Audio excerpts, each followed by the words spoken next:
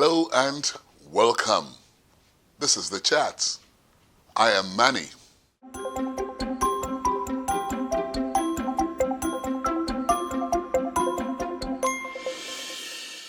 My guests on the program today was a soldier in the army.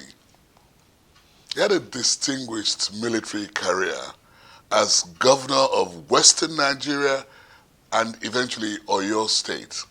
But it was quite remarkable in his military days. Flamboyant looking, and one thing in particular was he wore a pair of glasses that became a designer glasses, especially amongst musicians and taxi drivers.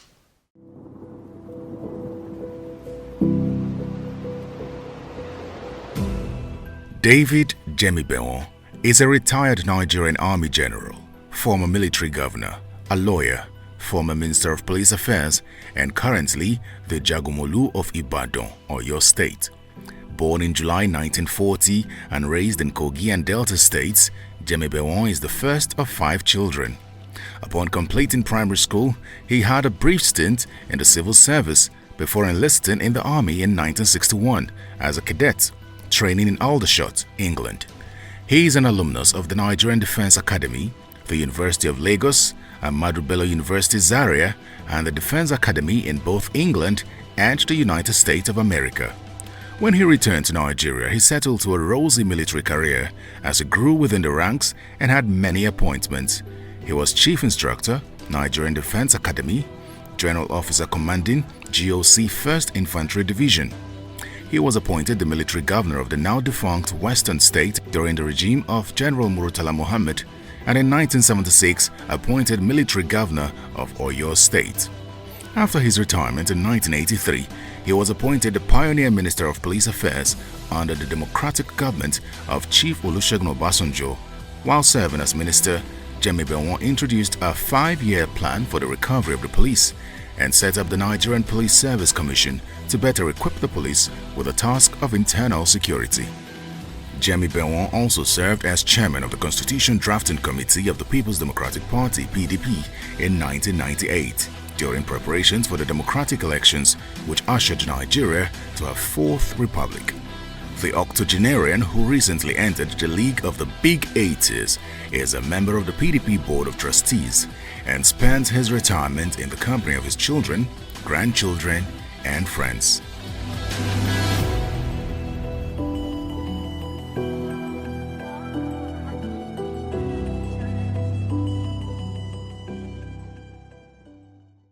General David Jemibewon, welcome to the program. Thank you very much.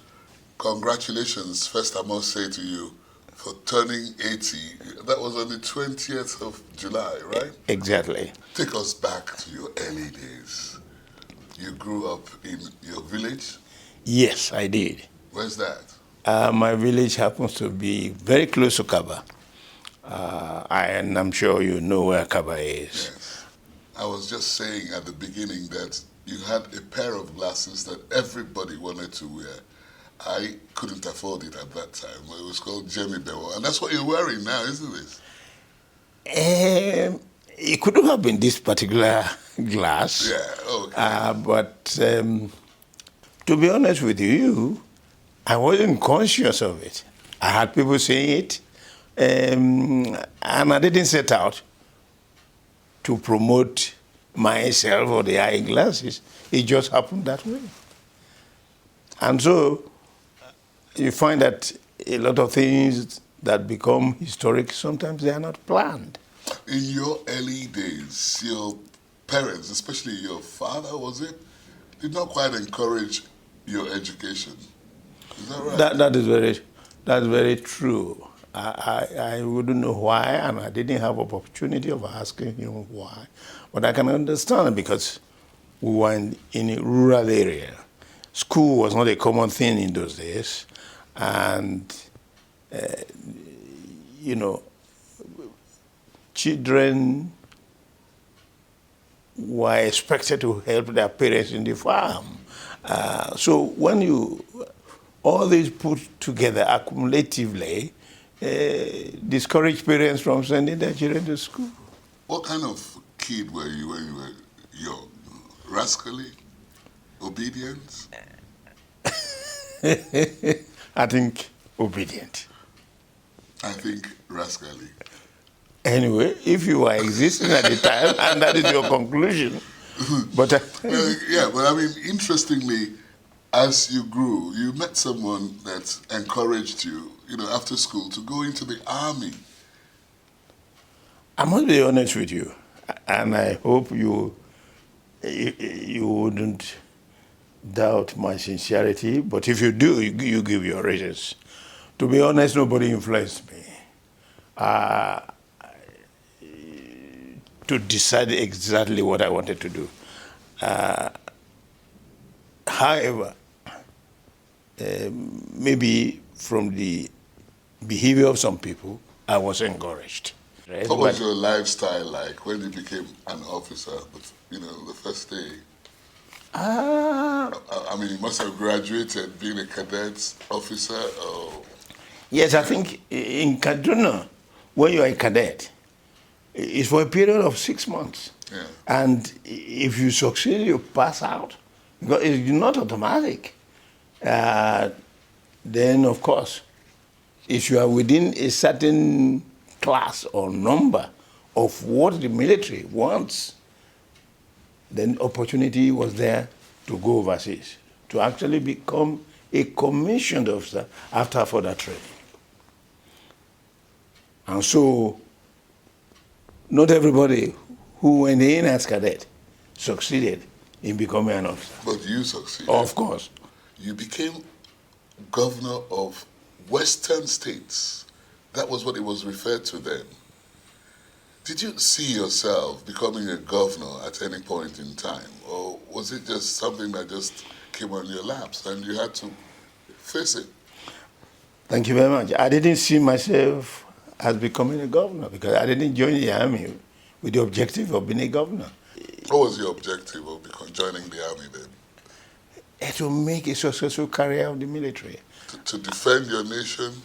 And in doing that... We're all used to saying that now, but whatever it entailed, I was prepared to face it. Okay? If joy came out of it, I was prepared to partake in the joy. If hardship came out of it, I was prepared to take part in the hardship. And just like any profession, you must be prepared for the good and the bad.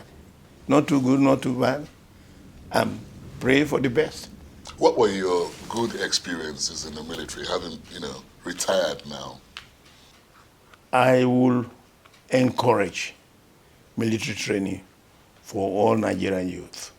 However, with the situation today, I am not really sure if we stand a chance of gaining full benefit of compulsory military service. Because it seems to me that our country has been messed up politically. In those days when we joined the army... Who messed it up? Who messed the it up? Nigerians themselves. Nigerians themselves. There are two types of Nigerians, it would seem, in Nigeria, the military and the civilian. I'm not sure. I'm not...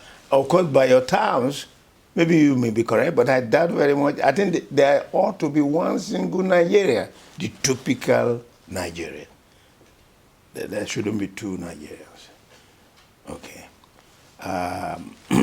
So, because at the time I joined the army, nobody emphasized that where you come from. We happen to all be Nigerians. And everybody helps everybody to succeed. But today, it's not exactly so. I think, and those who have, by my view, those who have been instrumental in getting us where we are the politicians. They are the politicians. I know you were very vocal about corruption in your days. The corruption you're referring to, was it by the civilians or the military? Oh, by the society. And since the society is made up of multiple groups of people, it's the society. It's the society. And at that time, really, I can't imagine, not because I happen to have a military background, but I'm not too sure that we ever had the type of corruption we have today, both in the civil and the military. What do you think is responsible for that? It's a very good question. I think it's greed. Let's talk about your achievements in government as governor. What are the sort of things that people will see today and say, this is one of the legacies David Jemibewo left behind for Oyo State, or the people of that region? That's a very good question. That's a very good question. But again, it will depend on individuals. But as is a good question. First, road safety in Nigeria. If people want to be fair, I don't know how they could write the history of Federal Road Safety Commission without mentioning my name. Nothing like that existed until I was governor in Ibadan. Why was it so important to you at that time? There were not many cars, and but the roads were not terribly as bad as they are today. But I wasn't satisfied the way transportation was being operated in Ibadan.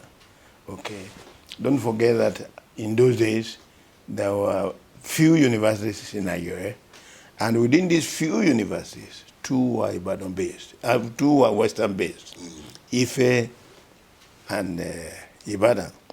And between Ife and Ibadan, it happened to be narrow road in those days. There was one particular accident where 32 people died. I'm not necessarily saying they were students. So I gave all this a thought. And I said, look, we needed to do something. So, and luckily for me, I was, apart from my initial training in Nigeria and Britain, I was trained in Staff College in the United States. And I saw their police, I saw how they control traffic, and I just felt, even if we couldn't attain that level, it was something we should be able to do to reduce the waste of human lives, particularly this young future Nigeria on that road. Road safety, as we set it up in Ibadan, was a big success. In the sense that the Federal Road Safety Commission is built along the system we created in Ibadan. But I must say that credit must go to two people who made it possible. One is late Yaradua, because what happened is that General Obasanjo had become head of state, and many people didn't think a section of the country ought to establish any system to control road traffic.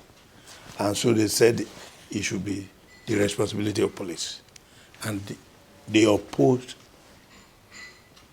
Oyo State going into that road safety. And when I put a defense, Obasanjo told me to see Yaradua, because he was in charge of administration affecting states. And so I approached him to explain, and he understood it. But it's police that was mainly opposing it. And what he said was that anything that will reduce casualties on our roads ought to be supported by all well-meaning people, and that has to go ahead. But for President Babangida, in fact, they would have succeeded in possibly abolishing this road commission. He was the one who now uses ingenuity in saying, okay, let us adopt this on national level.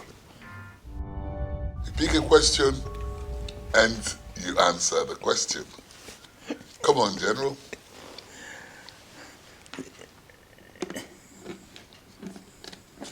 Yep, that's one paper slip. This is very interesting. This is the first time I've seen. Yes. What is your view at the challenges of aging, and how do you manage to live well? Well then, I mean, you are doing so well at 80 already.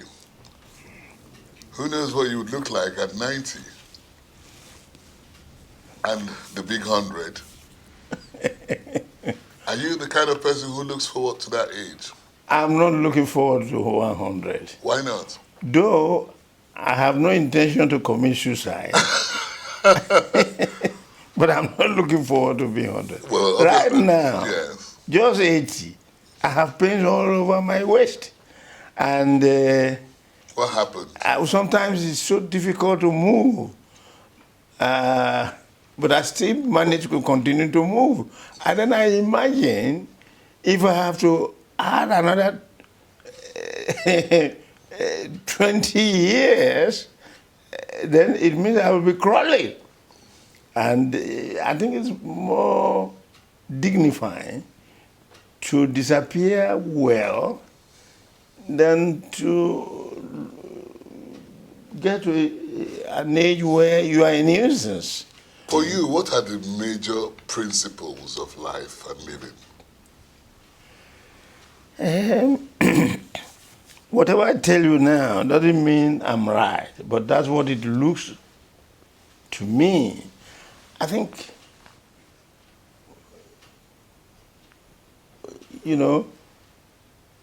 fairness in whatever you do is very important. Simplicity, not carried to ridiculous extent, but you want to be as simple as possible. You want to live a clean life, to be fair. But that doesn't mean that one or two mistakes won't happen. What really frustrates you about the administration of this country now?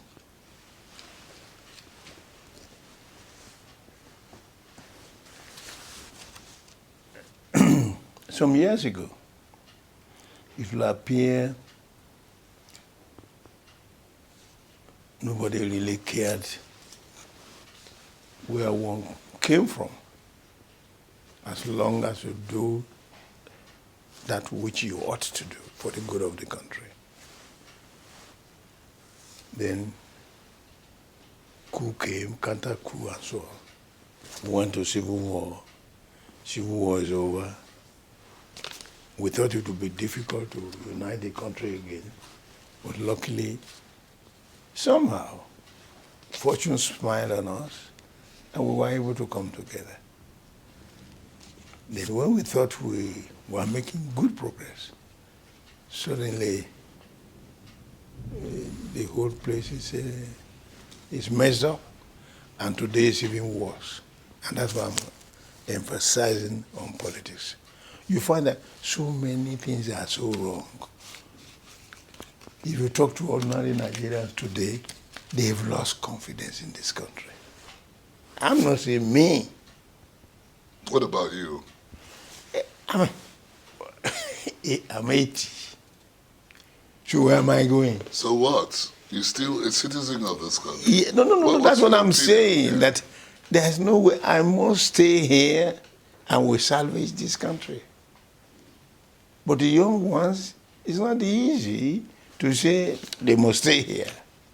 You must make it possible for them to feel comfortable staying here. Is it that it's difficult for a military man to, run this country as a civilian? I don't think I wouldn't use the word difficult. I think Obasanjo did his best. He's a military man.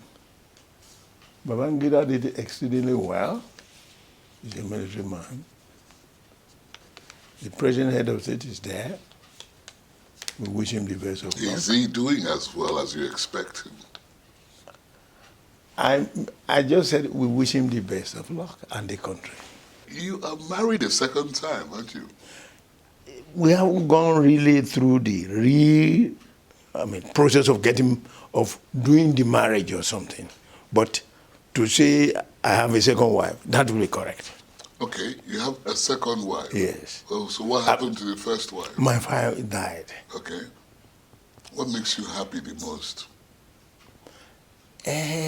My children, my family, yes. Because sometimes, and I want to believe that people of a certain age go through that process. Now, my children, sometimes when they are talking about me, I laugh, and it gives me pleasure. They make reference to how difficult I was and how much discipline I imposed on them. But they end up saying they thank God that they were not happy in those days, but they now realize that they have been well equipped. How does that make you feel? It makes me feel good. And I wish I could do a lot of things that go through my mind for them.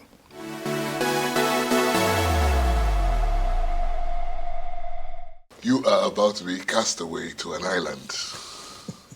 You're going to be allowed to take 5 items with you. Yeah? And what will the 5 items be on this castaway journey for 10 days? I would like to be close to my God. And so my Bible should be number 1. Okay. That's good enough. Then, of course, you constantly refer to my eyeglasses. My eyes are bad. You know, those people buying those glasses, they thought I was enjoying myself, probably bluffing or wanting to be attractive, not knowing that actually I had eye problem. So, without my eyeglasses, it will be difficult for me to read. So, I think my eyeglasses should be 1. Okay. That's 2. Wherever I am going to be, if I can have a copy of the family photograph by wherever I am, so that it can always remind me of those that ordinarily would have been around me, but under the circumstances, were not able to be around me. Maybe nobody can tell. You probably have some influence and have influenced certain people that should be waiting for me there. So I want I would want to have something to protect myself, in addition to all those things I've mentioned earlier. As a soldier, have you ever killed someone? No. And since it's a point-blank question, I would have decided not to answer the question, but I can tell you, I never killed anybody. Okay. All right, so what's the But last... that does not mean that I'm better than somebody who had killed somebody. It depends on the circumstances. Because sometimes when you don't kill, you'll be killed. Yes. The 5th one. I think I need cash. General David Jemibewo. Yes. I know the middle name is Medayeshi. Medayeshi. I was thinking about that. Which you couldn't pronounce. No. Don't say I couldn't pronounce. I was General David Medayeshi Jemibewo. Thank you very much for being on the program. Thank you very much. God bless you for that. I appreciate it. I pray that our country will continue to improve, and particularly you journalists, you are doing your job.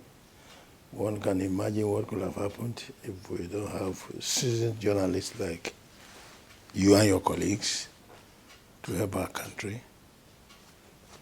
We continue to pray. I appreciate your coming.